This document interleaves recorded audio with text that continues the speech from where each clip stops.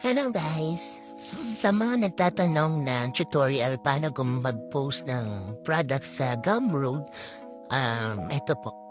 So, here po, pumunta na kayo sa products, then new product, tapos yung in-upload ko o na-publish kong product sa Rocket, kinapi ko lang siya dito. So, copy-paste lang yung title, click digital products, tapos sa pricing. So, since nasa Philippines tayo, I'm using Philippine pesos. Then, customize, use the title. Then, descriptions, copy-paste ko na lang din yan. Yung sa URL, customize lang din yan. Pero sa akin kasi hindi ko na siya nilagyan. Tapos sa right side po, nandyan yung preview.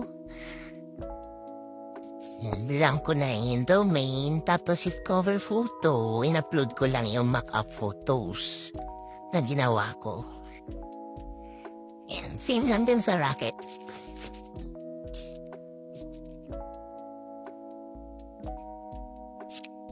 Then, sa thumbnail, isang photo lang din yan. Ginamit ko from mock-up photo din. Tapos, i-check niyo lang yun sa call to action. Say, want this, buy this, or pay. Kanilang form of choose. Pero pinili ko yung I want this. Then yung summary.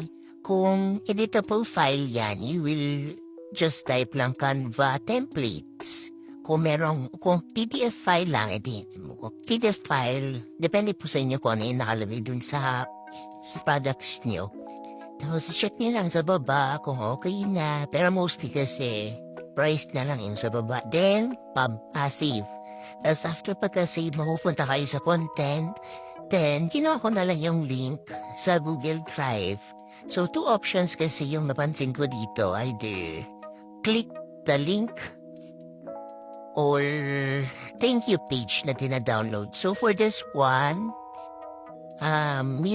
lalagay niyo yung title, then yung link from Google Drive, so ganyan yung una. So yan, makiklik niyo yan, katabi lang nung arrow. Yung left side ng arrow na pataas, yun yung icon na yan. Tapos itong icon na pataas naman, yun naman yung ina-upload nyo na PDF file na thank you page. Yan, thank you page ko kasi yan. So in-upload ko lang siya dyan.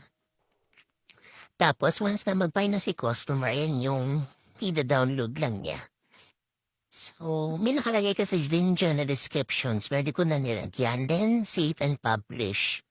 So, yung mati-check niya sa preview on the right side, yan yung makikita pag pumunta si customer sa account nyo. Yan yung makikita niyang na-publish nyong digital products.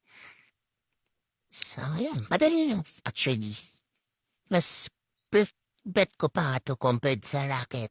So, yun lang. Hope na nakatulong to.